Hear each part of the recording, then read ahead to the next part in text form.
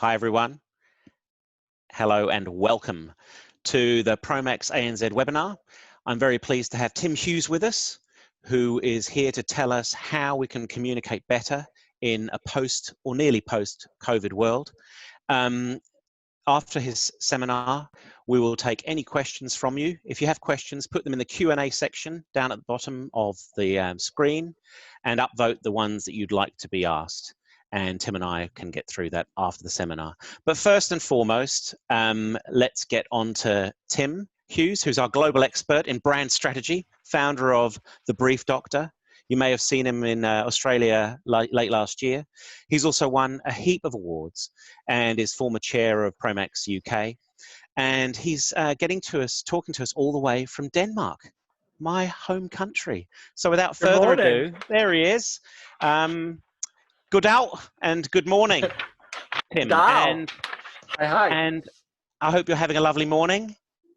Yeah. It's good. The sun's starting to shine. It's very early. It's just gone 7 o'clock, but we won't let that stop us. Well, I think everyone's waiting to hear your sound advice. So without further ado, I'll hand over to you. Thanks very much, Tim, and we'll talk later and get some questions to you. See you, mate. Okay, great to see you. Okay, right, let's share this screen. Okay, let's click on that. Australia and New Zealand. Yes, we've got it. We're there. Yes, definitely. Yes. Okay, welcome to the show. Thanks, Jens, for that introduction. What we're talking about today is marketing in the age of COVID. So this is a very new scenario from us. We're just coming out of the epidemic. We don't know what the new normal is. So as brands, as TV brands, we don't know whether we should be loud, we should be quiet, we should be compassionate, we should be in your face. It's a totally new landscape. So what we're going to do in the next half hour is we're going to start a conversation which you can take back to your teams. So I'm not going to solve all your problems today, and your problems may be different for each different channel. But what I'm going to do is equip you with some tools that you can then start a conversation between creative and marketing and define how you would like to set your strategy coming out of COVID.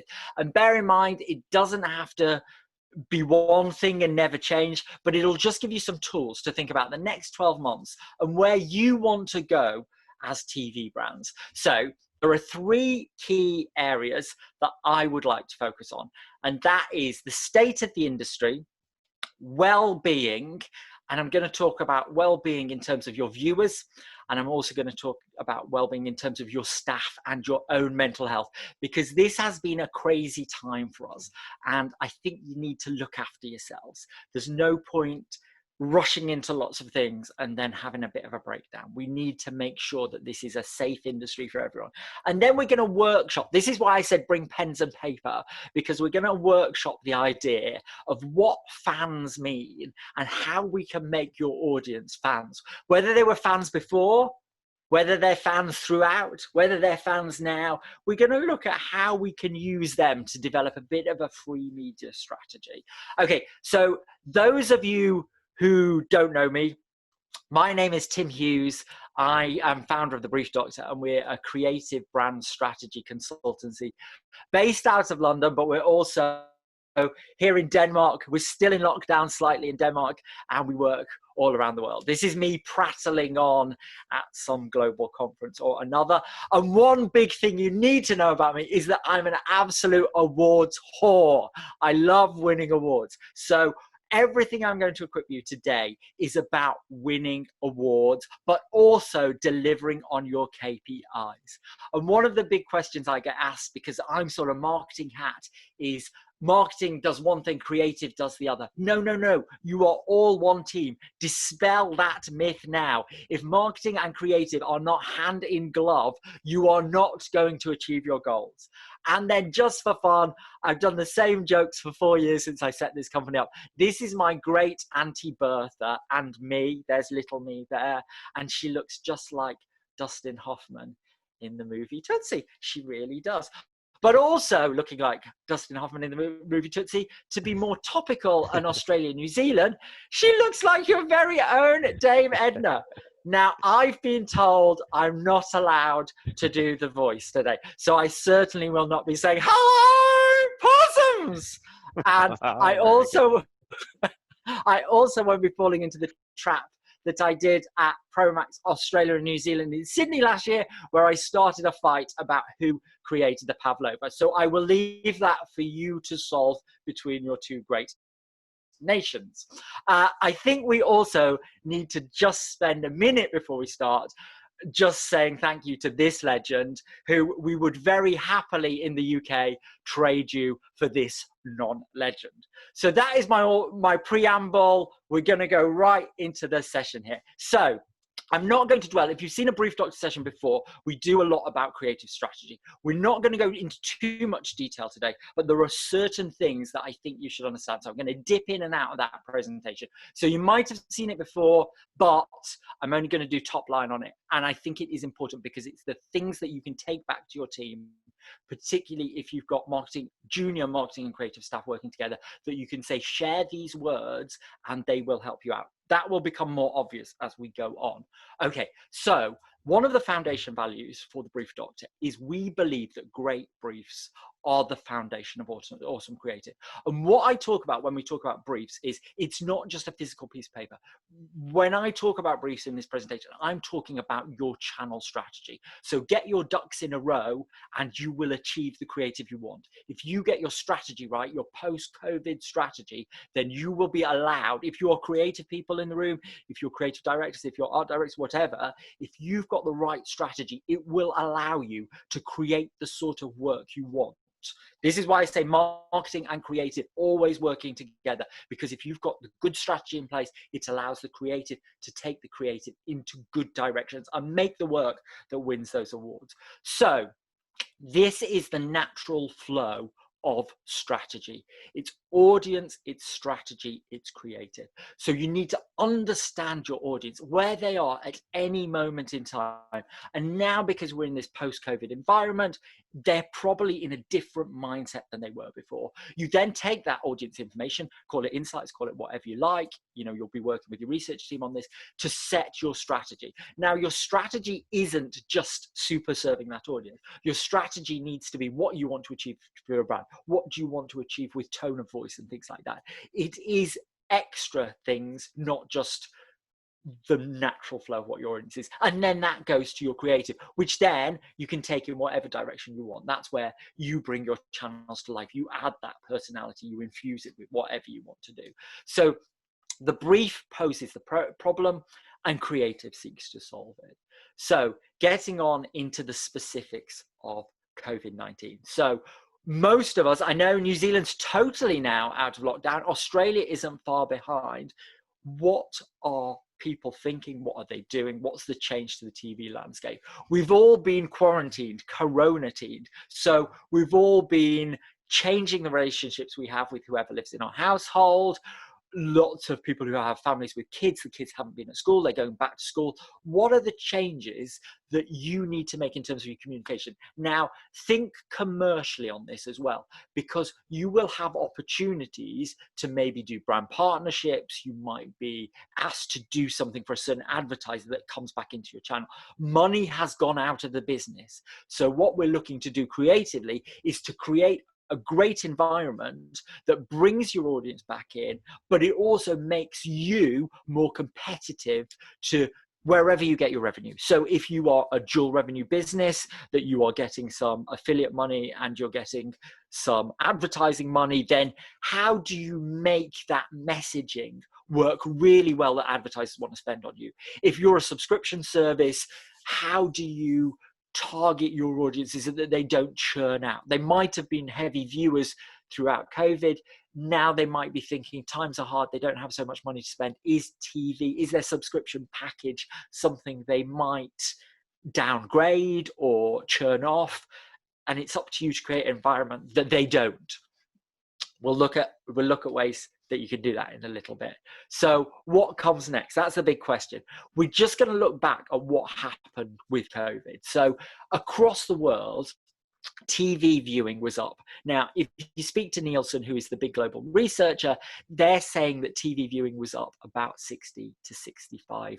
It seems natural. People are at home, they're watching a lot more TV. and they were watching a lot of streaming services. So all the big streaming services, your Netflix, your Amazon Primes, your HBO Max, your Disney Plus, they were all getting a lot of great viewing. But what you need to remember with those streaming services is they don't have anything topical.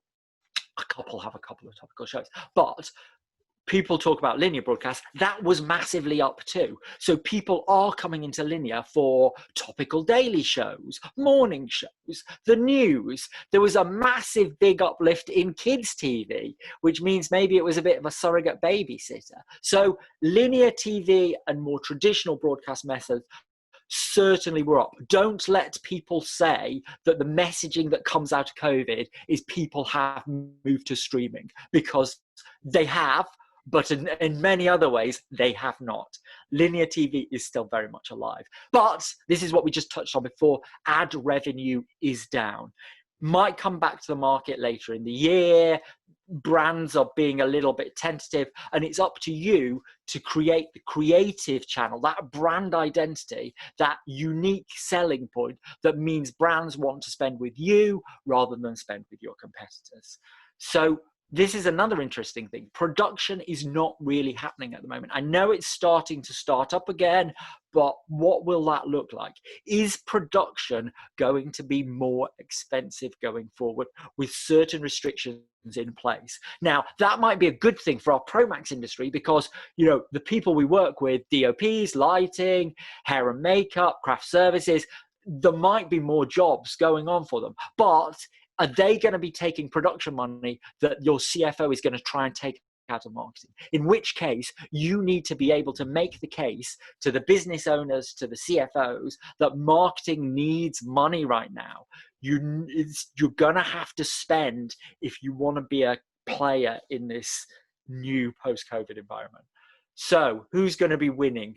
You know, who's going to be winning are the people who really connect to their audiences, super serve them, create a fun environment that they want to be in, and has the programming they want to watch. What else can you offer as marketing? How can you get into their lives? So what about viewers? We've talked about that. This is a little bit of strategy from the Brief Doctor session, which is the 3 words I always want you to be thinking about. And I'm going to keep going on about this till the end of time, is who, what, and why. This is what you need to remember. Who are you targeting? What are you telling, selling to that audience, and why are you doing it? If you remember those 3 things in everything you're doing, that's setting a marketing strategy and also responding to the brief when making your creative, you will make effective work because you are answering the right questions. What we're talking about winning in any time, this goes for all communications, whether it's COVID or not, is hearts and minds. We want people to come in and love you. This is a little filter I'm just going to show you. I'm going to dwell on it for 1 second. When we're making our strategy post-COVID, we need to look at what those big questions are. So the first category is, what does the business want? Your business needs have changed, and you need to be talking to the finance people, to the research people, to say creatively, what is it you want to achieve in the next 12 months? If you can get them to give you intrinsic strategic goals that you have to hit, then you can solve those problems creatively. So what does the business want? What do you need to achieve? So that takes you into then, what does the brand want? Has the brand succeeded throughout the COVID crisis? Has it reacted well? Has it done little initiatives that have touched on the lives of viewers? Does it need to move that conversation forward? The next category is, what does the audience want? That's the need state. Have their need states moved on? Are they still watching as much TV? Are they kind of churning off a bit? Are they going somewhere else? If you can get in and understand that mindset of that audience, you can make richer creatives. And then this is the sort of the self-care thing that I wanted to pick up on today, is what do you want? Remember, in these times of crisis, people rush into making stuff or rush into a new way of working. It might not work with you. You might have changed your working methods. You need to look after your sort of mental health with this, and also your careers. If you want to make a piece of work that you think is going to take the channel in a new and exciting direction, then that could really benefit you right now. We've talked a little bit about this. So I've come up with 3 sort of levels of COVID communication. So I think these are the 3 words that jump out at me as our COVID marketing strategy: empathy, compassion, and distraction. And I think these kind of work as sort of stages of brand. So at the start of the COVID crisis, we all didn't know what was going on. We all started making communications that became very rich, enriching in the lives of our viewers. And we picked up on this whole idea of empathy. We're living this along with you. We saw lots of nice PSAs coming out of this, that we understand your situation, we're all in it together, and we're here as a channel. Now, some of this might have been at the slight expense of navigating to our shows. So as you go on with this, and this strategy does work post-COVID as well. So empathy, level 1. Level 2 is compassion. And this is compassion that we saw a lot from brands. So what are our communications that then touch your life? So do we make PSAs that help you? Talking to Dana Aldridge in Singapore last week, they made a really great thing for kids with the Cartoon Network IP about washing hands. So do you make things that get into people's lives? Do you then go over and above with what your channel can do? Do you take your channel talent to do some charity drives, to raise money, to visit people who've been affected? Are there things as a brand that you can touch the lives of people who are your audience, who've been affected by COVID? So compassion is probably our next stage. But once you've done, and empathy and compassion go hand in hand, once you've done these two, people kind of get to the point where they've had enough of their lives being mirrored back to them, and they want to go on to this. And this is what we are brilliant at as entertainment brands: distraction. We're not there to be all doom and gloom about COVID. We are there to entertain, and in many cases to inform and entertain. It's the old Arethian philosophy. So distraction. And this is what I sort of think of as phase 3 of our COVID communication plans. We've done COVID, we've got it. We're using those as our insights into how people's lives have changed, but entertain me. This is the great thing now. Distraction, distract me. What can you do as brands? And this doesn't have to be, you know, frivolous or fun. If you are a serious brand, you can engage people rather than distract them, if that's what you want to do. But if you're an entertainment brand, if you're a big family brand, this is your opportunity to win your hearts and minds. Because if you make that campaign that they love, if you make that campaign that makes them laugh, cry, dance, sing, whatever, this is your moment to shine. This is the bit where you go, I am totally relevant to your life. Love me, love me. You know, I think I might be going slightly crazy there, but you get what I'm saying. It's all about your opportunity to shine. It's a big X Factor moment. Okay, so those are our 3 stages, our 3 levels. Empathy, you probably already done empathy. Compassion, you've probably done it. Distraction, are you at that point yet? This is a cycle. You can go back to any of these moments whenever you need to move those mood states. Okay, so this is the fun bit. This is where we're going into Let's Build Fans. So if you've got your pens and papers ready, these are conversations that I think you can have in your team meetings, that you can use as a brainstorm to start getting people to think about different places you can take your viewers, different places that you can look to build strategy and build fans. Okay, so I'm going to throw out a question. If we were in the big conference arena now, this would be the one that I'd be throwing to the audience and you'd all be shouting back your answers. So what is the best thing about fans? Think about it. The best thing about fans, and you know, I'm a marketeer by trade, so the best thing marketers like is to do as little work as possible. The best thing about fans is they do your work for you. It's brilliant. If you have a fan, they sell your products. If you're a Nike sort of person, you generally buy more pairs of Nikes. If you're an Adidas person, you do the same. If you are an ethical shopper, you tend to tell the story that helps define you as a person. And that's what we're talking about today. We're talking about the social currency within brands. So if you build fans for your brands, they will tell their friends, their family, their cats and dogs, and they will sell your products for you. So it's free marketing, isn't it? It's free. It's a free media plan. Well, it is, but it almost is. Because what you have to think of is you don't get fans overnight, and you don't get fans with you that stick with you forever unless you do something for them. So what I want you to think about, and this is where you can start working with your teams to develop your fan strategy, is what do you give them that no one else can? So that can be your general output, it can be your navigation system, it can be little extras and events you do, it can be real world events if you want to go into the real world, it can be bits of exclusive content, it can be competitions, it can be discounted offers, it can be a 10% subscription discount, it can be all of those things. But if you keep serving your fans, and social media is great for this, if you keep that conversation going, they will stay with you and they will sell your story for free. Okay, so this is where we're into our proper thinking about things. Start thinking about different areas of life that have been affected by COVID that people want to get back to. One of the big things that hasn't been happening is sport. So sport is a great conversation starter. So if you get your pen and paper out, start thinking about building a pen portrait of your audience. You might have multiple audiences, and you can do this in your own time. You don't have to do it live with us today, but start thinking about all the things that are relevant to sport.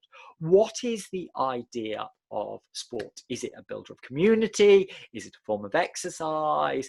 Is it a loyalty to somewhere that you grew up? It starts raising all these sorts of questions that bring out emotions in us, that bring out emotions that might have not been happening during the COVID crisis. So it's a rich area to think about territory that you can start getting into people's real lives and being relevant to those. It might be that if you're a public service broadcaster, it might be that you look at kids sports and you start thinking, actually, we could give a little bit of our marketing money to fund them. Is that better than making a promo? It might not be. There are no right or wrong answers in a brainstorm, except maybe that one. But these are areas that you can start thinking laterally. You can also start thinking commercially. So are there areas that if you start thinking about how relevant sport is to your life, is that something that you can bring in more advertising or bring in more brand partnerships? Think of all the things that go with sport. So if you think of a major league football club, you've got sports rights sponsorships, you've got the shirts, so there's a whole range of apparel, you've got the boots, you've got the socks, you've got whatever else ephemera goes with it. You've got all those sort of products that then takes you into different areas with sports. So you've also got then sports nutrition, you've got gyms, you've got skiing holidays, you've got whatever it is. Sport is a big unifier, and if you are a national broadcaster, it's something that brings audience together, and that has not been happening. We have not had the Olympic Games this summer. I don't think we were going to have a World Cup anyway, but we haven't had one of those if we were going to. Moving on from sports, drinks. We've not been to the pub. I know New Zealand's getting back to it, and I think Australia now can go, but you can't have too many people in one. Is it smaller gatherings? So think about what unites people. This is always a great sort of level of a brand identity and things, where it's not just the pub, you don't have to drink alcohol to do it, but where do we go as communities to spend time with each other, to let off steam? Is there something in those relationships that we have that we've lost? What can we use as why I launched the channel Dave in the UK, which won lots of awards and performed very, very well. And one of the things that we always talked about that is it was a surrogate pub. It was a place where people went for the home of witty banter. It was somewhere that you could talk to your friends. Now, again, when we talk about commercialization, drinks brands are massive spenders. The drinks industry is up in the COVID crisis. People have been drinking at home. So think what you could do to super serve drink brands. So another big idea and leveler and area to get into is music. Everyone has a different taste in music. Do you like live music? Do you like folky music? Do you like little pop music? But it's also the soundtrack to what your channel sounds like. Is there something that you can think of that takes you to this 3 stages, empathy, compassion, distraction, that you could actually make a soundtrack to your lives, a soundtrack to your channel? Is there something that you could reach out to different music producers or things and actually use an aural soundscape to lift your channel in a new post-COVID direction? this is a massive spender. So globally, lots of tribes, lots of people, fashion is very important to people. Is there something that you can think about doing that embraces this as a passion point? It's great for advertisers, it's a big spender, but it's also really, really important to lots of people, particularly to people who watch lifestyle and entertainment channels. Is there something within fashion? Is there something within branding? Is there something to do with your own marketing materials? I don't know if people still, do t-shirt giveaways or bags or whatever it is, but that's a really nice thing to engage with fans. If you get people wearing and using products with your brand on, it's not the tacky shit, by the way. You actually have to make decent stuff if you want to bring fans, but it's a really nice passion point and an area to get into.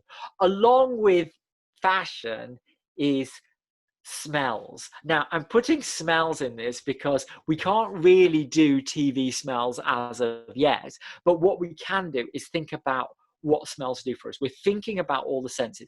There's evocative things that we have been missing. So, there's a big thing. If you're ever branding a food channel, you use a lot of sounds to replicate where you would have smells. So you would, if you're cooking a wonderful stir fry or something, you would heighten up the sizzle sound because it sounds as though it's the sort of thing that would smell. But that's something that you can start thinking about. You can start thinking about what, if you go into a certain situation and you smell something, does it take you to a different place? And can you be evocative of that in your channel branding? So can you use your channel branding to create a safe environment or a fun environment or something that just keeps getting that repetition message? The same as if you smell your favorite perfume, it takes you to a certain place. Can you recreate that creatively on your channel? Also, remember, as you're going into the Christmas period, fragrances are massive spenders. They're one of the areas that you can get money. So your CFO will thank you if you can crack a brief that brings in perfume clients. Okay, this is what can you not live without? This is sort of a conversation starter, which takes us into social media, which takes us into new technology. Are there tricks that we are missing in the way that we communicate with people? Are there devices that we're using? Now, I speak to a lot of people who have quite a reasonable social media spend, and they're spending it all on Twitter and Facebook. Now, are brands really working in the Twitter space? Twitter at the moment is quite a horrible place to be. Are you cutting through to your audience on there? Facebook as well. I do not engage with brands on my Facebook. I use it solely to keep in touch with friends and family. So I think you need to be looking at what is your social media strategy and are you on the right platforms? If you're looking at something like TikTok and Snap for younger people, is that something that you could really start to develop? And that is where, if you've got a great relationship with your talent, they can shine on social media. Corporate comms messages that you just keep bleating out, keep them for LinkedIn. Your audience don't really care if you're sending out the same message. What they want from social media, particularly younger people, is snappy messaging. And you really have to have a conversation. Are your older viewers who, when you look at the profiles on social medias, are on Twitter and Facebook, are they actually engaging with you in a brand? Because that's quite an expensive place to be if you're getting no return on investment. And you could have a deeper engagement with them with doing some community activism or doing something different. Now, no right and wrong answers in this. Digital people might want to have an argument with me about this, but it's all conversation starters. Where do you put your effort for the maximum reward? Okay, this is always an interesting thing. Where do you buy? What do you shop? This is more a sort of conversation starter to help you define where your audience are. We connote a lot about our audience from the supermarket they shop at. There is real social status assigned to certain shops.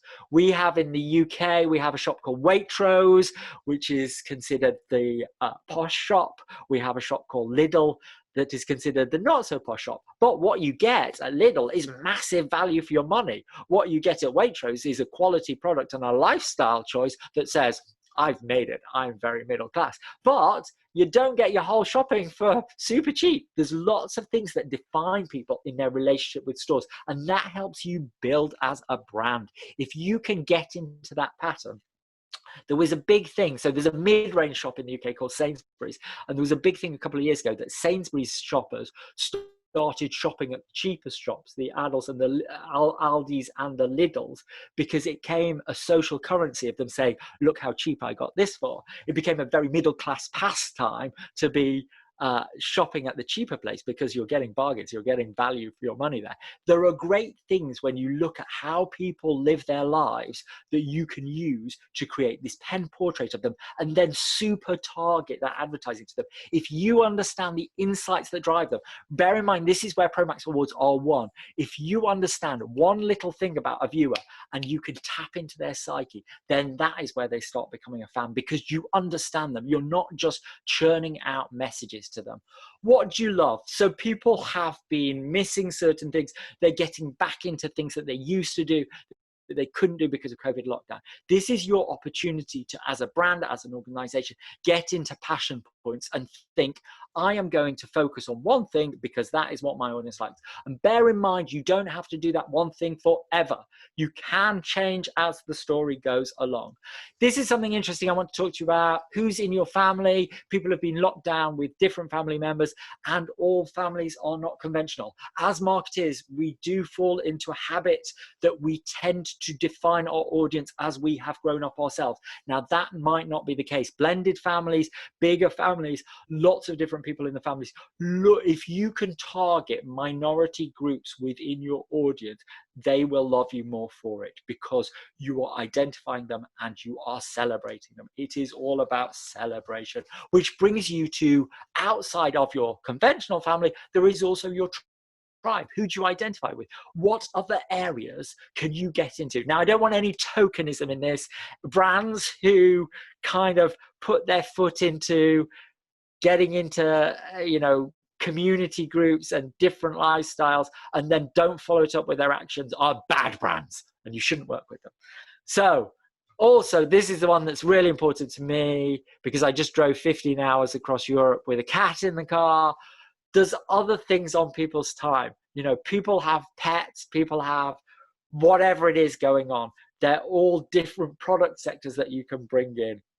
So don't forget to make promos for your cats. So this is summarizing.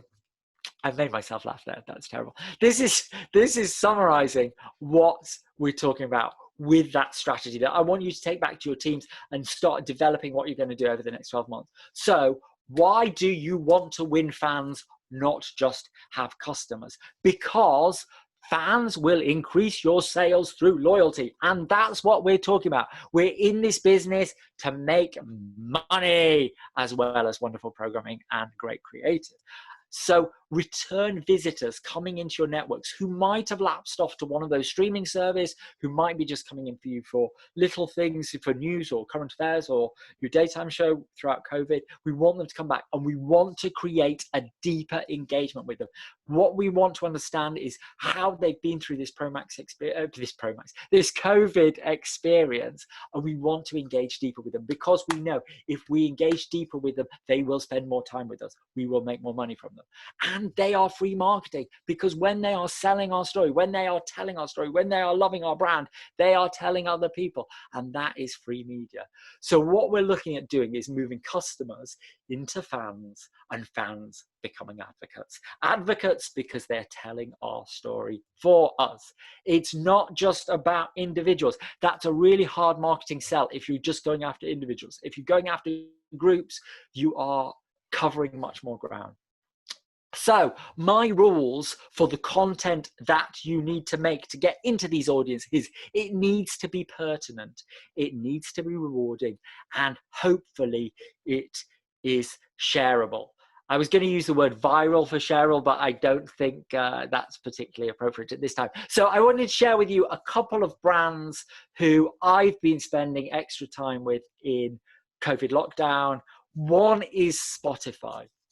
Have a look at the way they behave. They send you really great marketing communications at the end of the year, telling you all the records you've listened to. Records. Does anyone say records anymore? And as you will see from here, my taste is exemplary. We have B. Arthur, we have Cher, we have Kylie Minogue. So you can see I am probably one of a very few demographic in here that has this wonderful eclectic mix.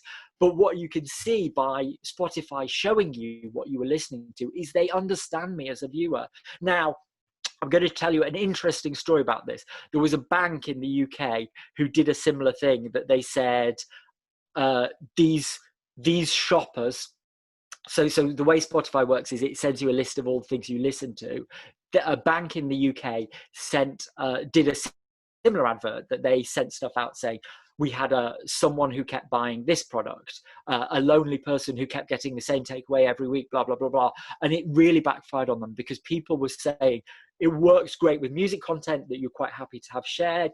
When it goes into your personal banking information, people got really offended by that. And they came back with a corporate comms message, which was, oh, actually, we made those examples up, which is even worse, because then it became inauthentic. I'm waffling slightly now, but I shall move on. Another brand that I've engaged with a lot is, I'm here in Denmark. I am learning Danish at the moment. So I've been spending a lot of time with Duolingo, which is a very interesting brand. Duolingo has this little avatar called Duo. It is the Duolingo owl. When you are learning, it congratulates you. When you have not done your homework for a few days, it cries at you. It's an interesting device. It's something creative that answers a specific problem.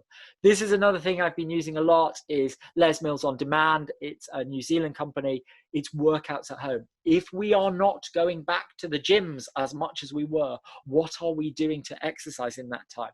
It's an interesting area, because they're a product area that spends, and it also takes you onto different products. There's fashion involved, there's yoga mats, there's sports nutrition. And the reason we need this is because I've been spending a hell of a lot of time with this brand, Domino's Pizza. We all eat.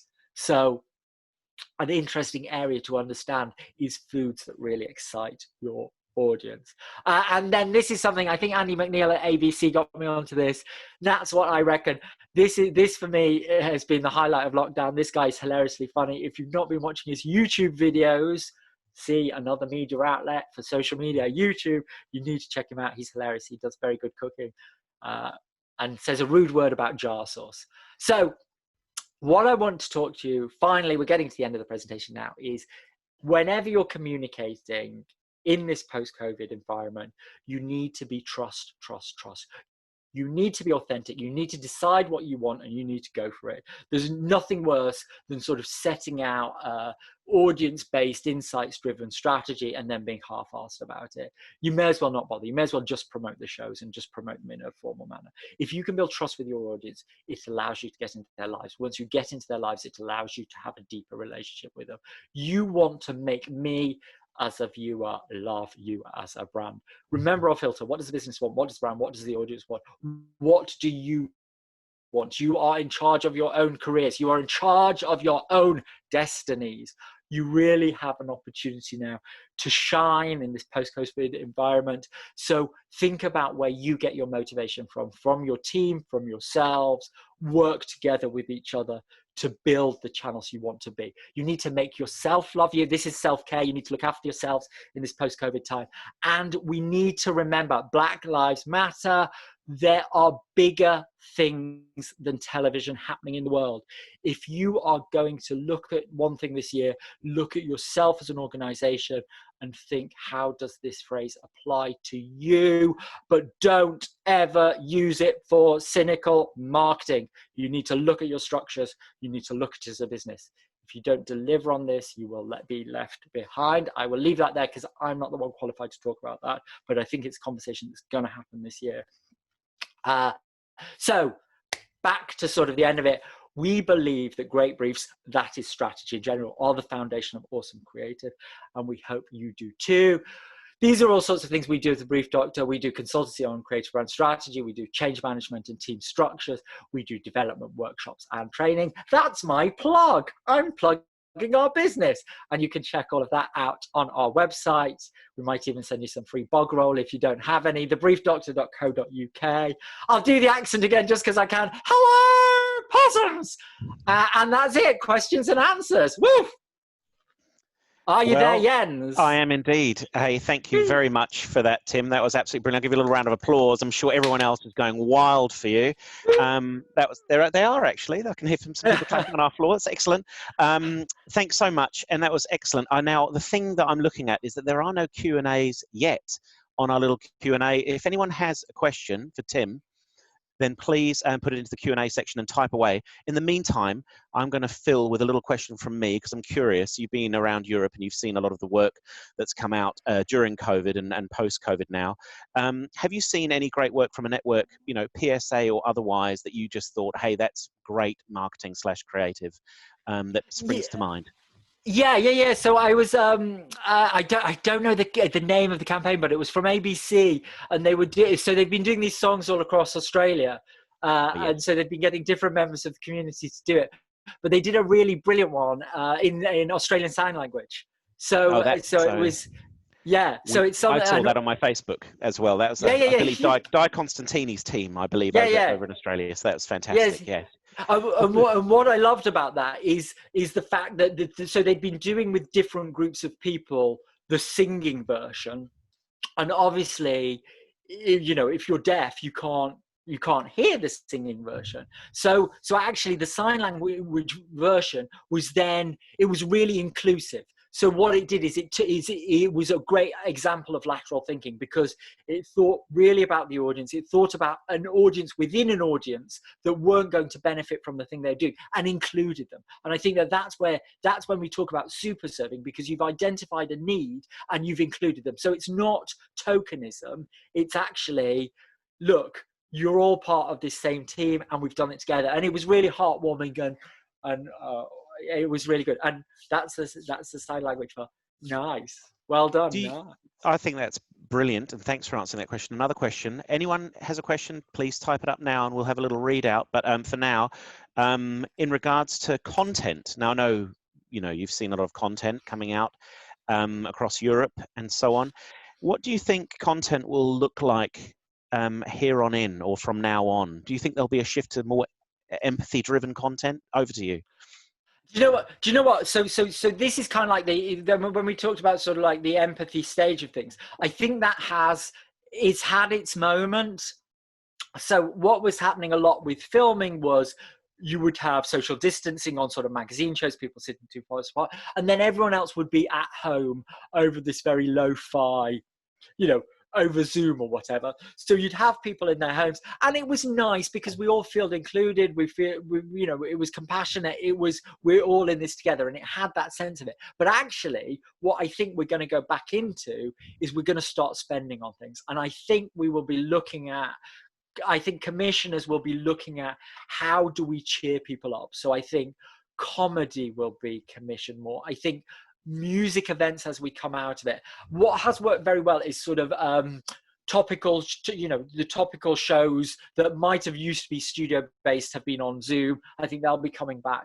I think people will be looking, and the thing with commissioning is lots of stuff that's not in production, that is going into production now and has been hiatus, was commissioned 3 years ago. So I think it's going to take a while for a lot of things to come back in, but I think feel good is what people are after now. And I think that's when I talk about distraction, is what people are in is, we've had enough of, it's kind of like that end of austerity thing. We want to get back to whatever new normal is. We want to be entertained. We want to have fun again. And I think that's what's going to be reflected. And I think that the brands that can sort of tap into that mentality is, we appreciate the journey you've been on. And bear in mind, a lot of people have been affected by this. A lot of people have died. So people don't want to be coming out too quickly and seeming insensitive.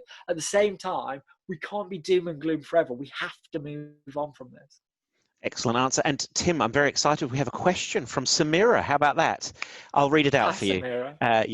Thank you for your.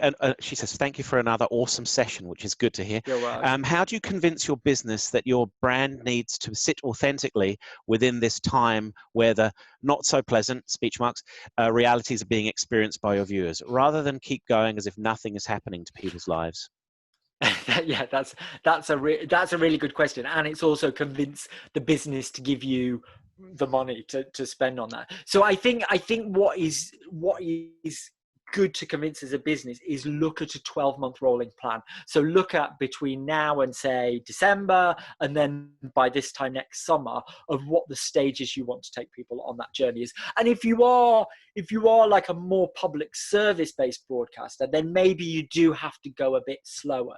So maybe you can use those words, empathy, compassion, and distraction, to help you define that journey. Because I think, bear in mind, if you're a creative thinker, you go straight into, here are my great ideas how we could do that. If you're a marketing person, you sort of go more across strategy of it. If you're a CFO, you're looking at numbers and very plain things. So you have to put it in the language of stage 1, stage 2, stage 3. And that is what governments have been particularly good at communicating. You know, we were chatting before about the different stages of lockdown in New Zealand. If you say stage 1 is about empathy, this is where we define the journey we've been on. Stage 2 is about compassion.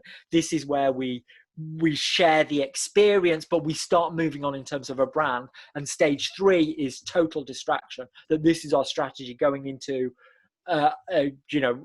Christmas, if that is the holiday that you celebrate. I know certainly in the UK, we look at our most financially viable, if you're an advertising business, September, October, and into November, when people start buying Christmas gifts, they're the most expensive advertising months. So if you can go to a CFO and go, and we're starting building the empathy, the distraction strategy in those very high paying months, suddenly they're looking at you in a different way. And this is one of the big messages that I always say about marketing and creative working together and going to finance, is you are working together. Marketing and creative are one department. It is the marketing department. I don't know where this word got separated out, that strategy and creative suddenly went off in different directions.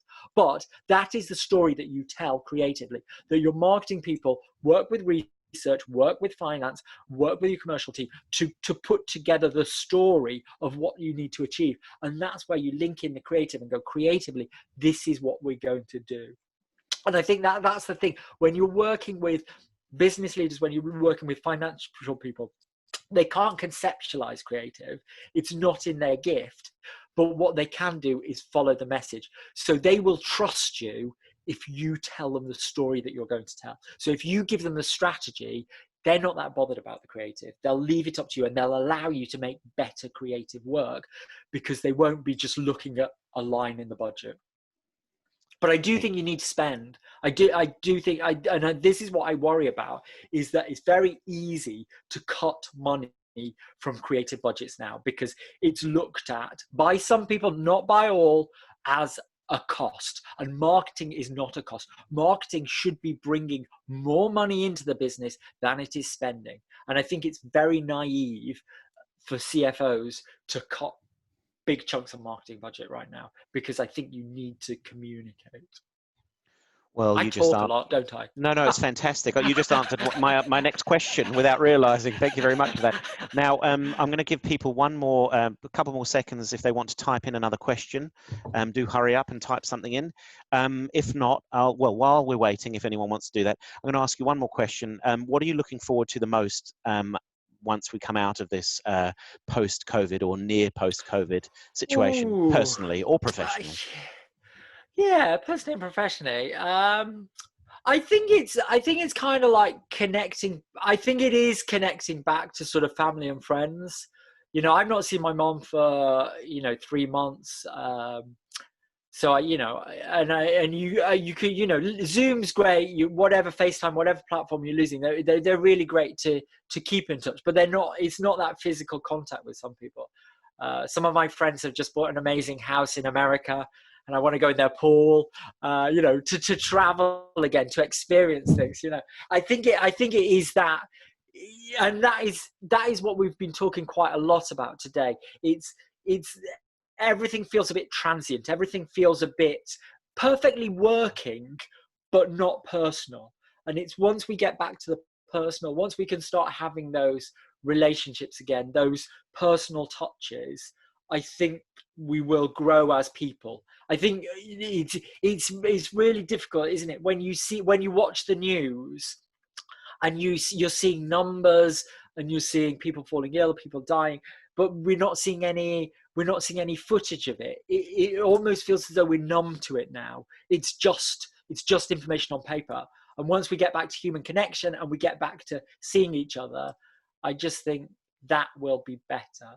And I think we just need to be a bit nicer to each other. I think, you know, if you're looking at everything else going around in the world, it seems there's a lot of nastiness at the moment. And I think, you know, it's our job as entertainment people to champion being good to each other. I agree with that. And I think that's excellent. And also, we look forward to seeing you on this side of the planet sometime in the next year or two, hopefully. Yes, hopefully. I look forward to it, and there are no more questions. So what I'm going to say is thank you very much, Tim Hughes, the brief doctor. And I'll also thank the audience for listening in and joining us today. And I hope everyone enjoyed the webinar rather. And if you have any suggestions or comments on how Promax can do this better, email to them at webinar@promaxasia.tv and join us again soon. And thanks again. Big round of applause, or virtual round of applause, to Tim Hughes. Thank you very much. Forvelatak, mangatak. Forvelatak. Hi, hi, hi, hi. Hi, hi, hi, hi, Forvel. Oh, fantastic. Thank you so much.